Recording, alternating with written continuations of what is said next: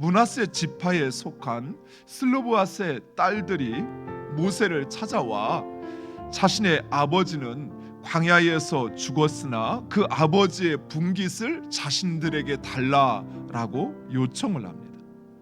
슬로브앗의 딸들은 아버지가 하나님을 반역한 고라의 무리에 들지 않았다는 사실을 강조하면서 다른 이들과 같이 자기의 죄로 죽었기 때문에 땅을 유업으로 남길 자격이 있다라고 이야기합니다.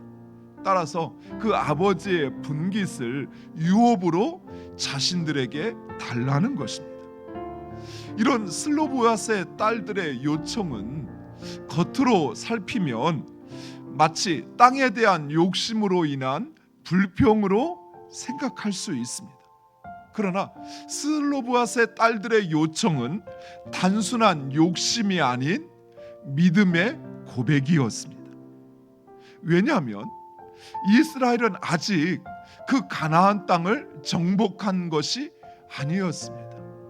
이스라엘 백성들은 아직 요단강조차 건너지 않았고, 또한 가나안 땅에는 이미 그 가나안의 거인 족속들이 그 땅에 거주하고 있었던 것입니다. 하지만 슬로브앗의 딸들은 하나님의 그 말씀, 하나님의 그 약속을 믿었던 것입니다. 그녀들은 하나님의 말씀대로 이스라엘이 가나안 땅을 정복하여 차지할 것을 믿었습니다. 즉 슬로브앗의 딸들이 이런 요청을 하는 것은 바로 하나님의 말씀을 믿는 믿음으로 당당히 요구하고 있는 것입니다. 또한 이런 사실이 명확해지는 것은 무엇보다도 하나님께서 그녀들의 요구가 선하다, 옳다 인정하십니다. 하나님은 우리의 중심을 보시는 분이십니다.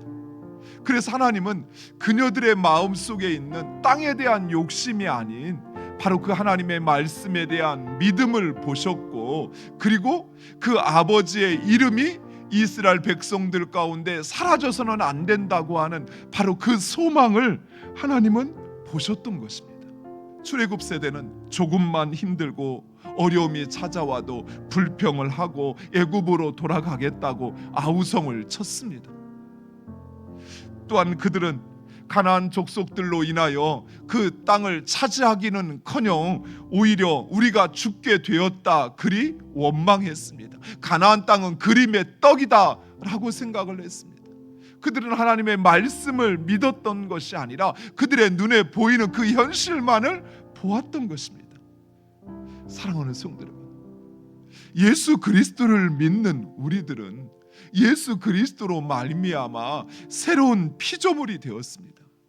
새로운 피조물은 새로 지음받은 바로 그 하나님의 백성답게 살아야 하는 것입니다. 사사건건 원망하고 불평하며 세상과 비교하는 것은 옛사람의 방식입니다.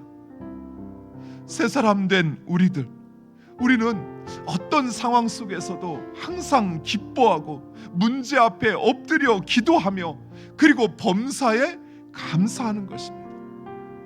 무엇보다도 새 사람은 하나님의 약속을 믿는, 하나님의 말씀을 믿는 믿음으로 그 하나님의 말씀 앞에 순종하며 소망합니다. 사랑하는 성도, 우리가 바로 그 새로운 피조물이라는 사실을 우리는 잊지 말아야 돼요. 또한 하나님께서 이 땅 가운데 구체적으로 행하고자 하시는 그 일을 위하여 나에게 허락하신 것일 수 있어요.